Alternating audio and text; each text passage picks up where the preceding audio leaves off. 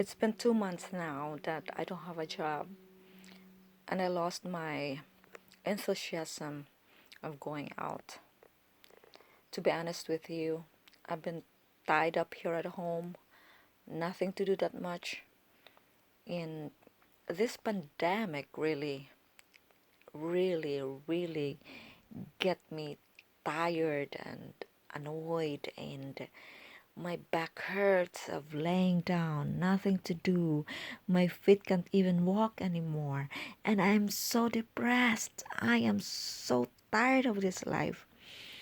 And I decided to read a one of the best seller of all time, the book of Robin Cook, Crisis.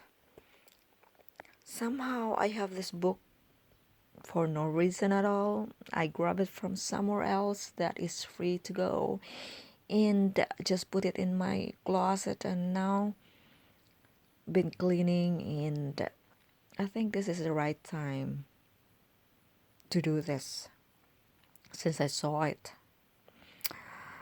I'm about to put this in a trash way back when I was still working and no rest, and same old, homework, home.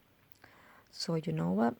Let me read this for the very first time in a long time that I haven't even opened a book. All right, let's start. The Prologue. Um, this book is about the inventor of the medical thriller, shows the professions of dark side, the terrifying story of a doctor who is sucked into the maelstrom of the current medical malpractice crisis. Oh, this must be good. When Boston-based Dr. Craig Boseman is served with a summons for medical negligence, he's shocked. Interesting. Enraged and more than a little humiliated, of course. A devoted physician who has endured grueling years of training and work continuously in the service of others. I can relate to this. He is now a partner in an exclusive concierge medical practice, no longer forced to see more and more patients while spending less and less time with each one just to keep his office door open. He provides the kind of medical care he has been prepared to do, lavishing 24 hours availability and personalized attention on his hand-picked patients. And at last, he is earning a significant income, no longer facing decreased reimbursement from insurance companies. But this idealistic situation comes to a grinding halt one sunny afternoon, and things get much worse. Interesting. All right, let's dive in.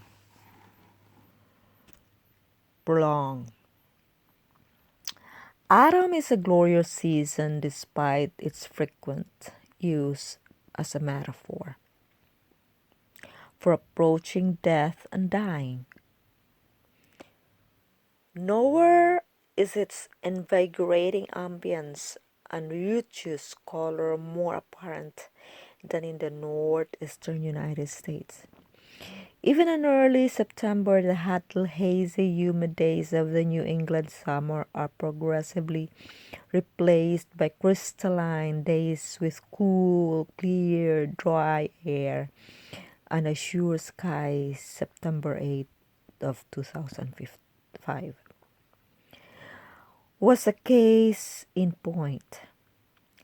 Not a cloud marred the translucent sky from Maine to New Jersey and within the macadam maze of downtown Boston and the concrete grid of New York City.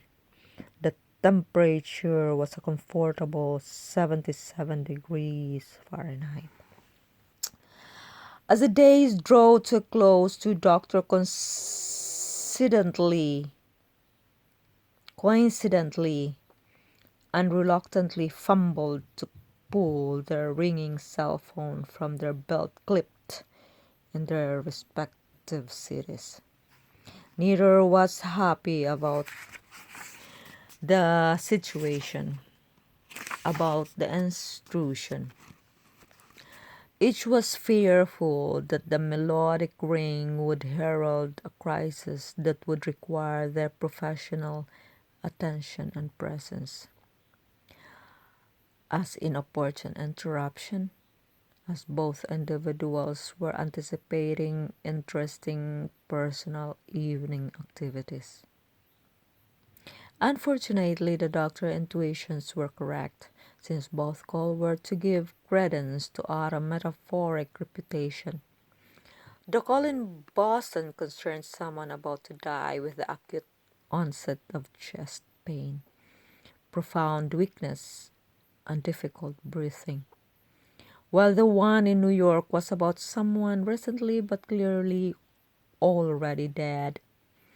Both situations were emergencies for the respective physicians, necessitating that they put their private plans on hold.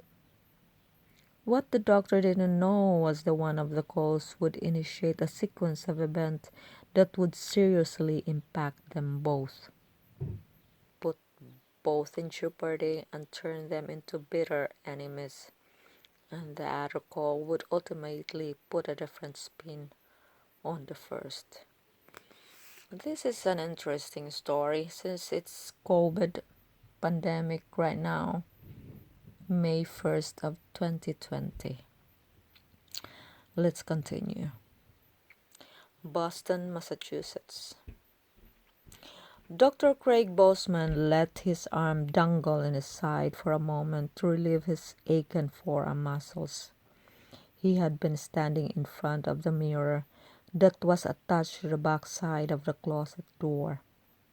A half dozen times in his life, the first time at his high school prom and the last time when he got married. And all of those previous occasions, he'd been satisfied to snap on a pre-tied model that came with the rented tux. But now his reincarnation of himself, he wanted the genuine article. He'd bought himself a brand new tuxedo and wasn't about to settle for a fake tie. The trouble was he really didn't know how to tie it and had been embarrassed to ask the sales clerk. At the time he hadn't been worried since he figured, would someone be similar to trying his shoes? Suddenly it was proving to be a lot different, and he had been attempting to tie the blasted thing for a good 10 minutes. Luckily, Leona, his new and dynamite secretary, file clerk, and even newer companion, had been preoccupied with her makeup in the bathroom. Worst case, he'd had to ask her if she knew how to do it. Craig really didn't want to do that.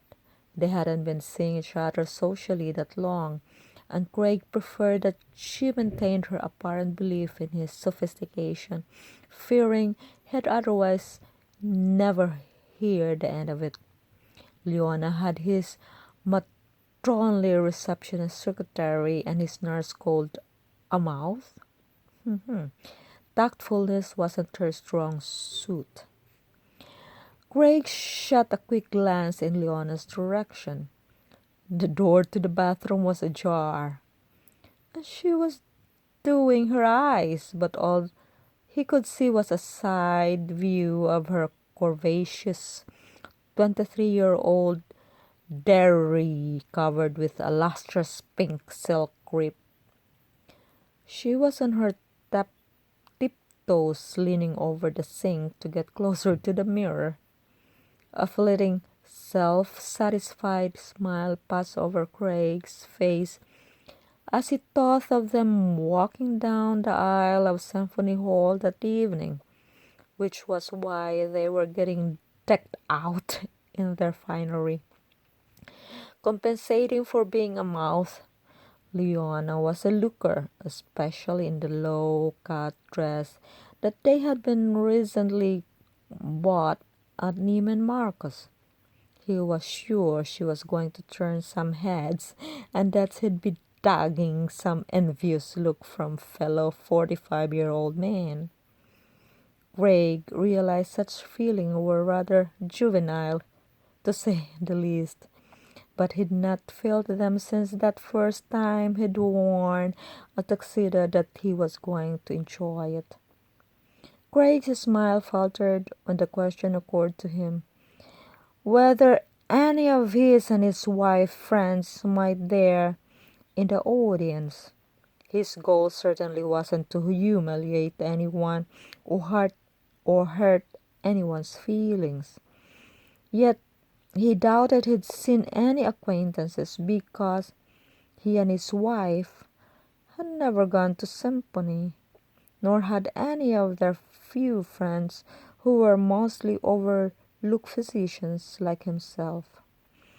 Taking advantage of the city's cultural life hasn't been part of their particular suburban lifestyle, thanks to the hours as a typical practice of medicine demanded. Okay. Craig had been separated from Alexis now for 6 months, so it wasn't unreasonably to have a companion. He didn't think it was an age issue as long as he was with adult women of reasonable post-college age. It shouldn't matter. After all, being seen out and about with a date was going to happen sooner or later, as active as he'd become. In addition to regular attendance at the symphony, he'd become a regular at a new gym, as well as the theater, the ballet, and a number of other activities and social gatherings that normal educated people participate in a world-class city. Since Alexis has consistently refused to go along with his new persona right from its inception, he now felt he was justified to accompany whoever he wanted. He wasn't going to be held back from becoming the person he inspired to be. He'd even joined the Museum of Fine Arts and was looking forward to exhibitions of opening, despite never having ever been to one. He'd had to sacrifice enjoying such cultural activities during the arduous and isolating effort of becoming a doctor, particularly becoming the best doctor he could be, which meant that for 10 years of his adult life he was absent from the hospital only to sleep. And then once he'd finished his specialty training in internal medicine and hung out his proverbial shiggle, he'd had even less time for personal pursuit of any kind, including, unfortunately, much family life.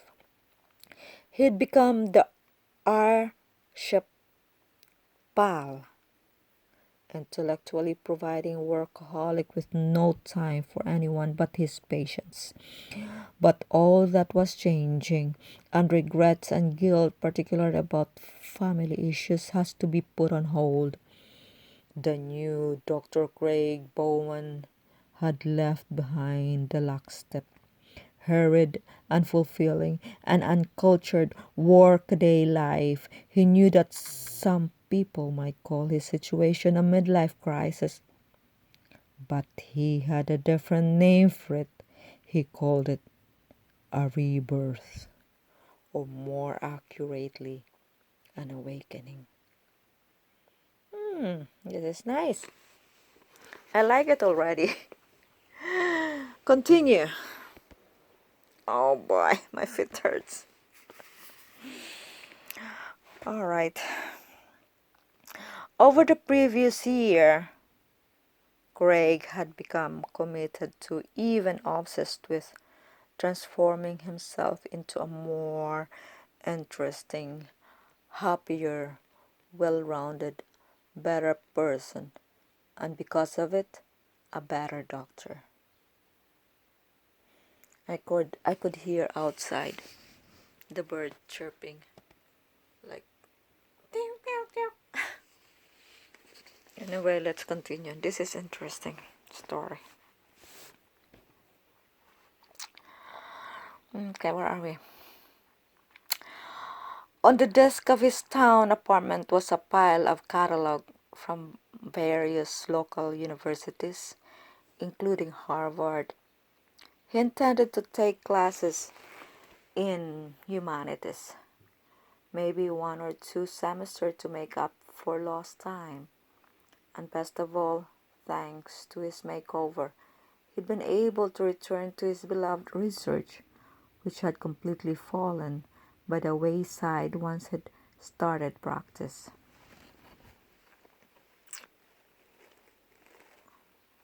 What had started out in medical school as a remunerative job doing scut work for professor studying sodium channels in muscles and nerve cells turned into a passion when he was elevated to the level of fellow researcher. Craig had even co-authored several scientific papers to great acclaim.